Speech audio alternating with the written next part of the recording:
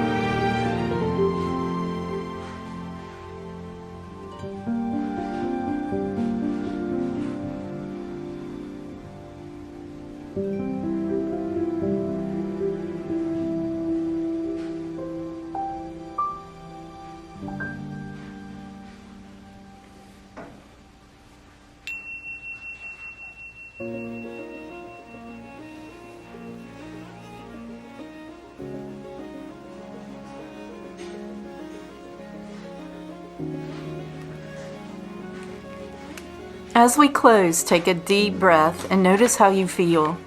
May the fruits of this practice continue with you throughout your whole day. From my heart to yours, peace.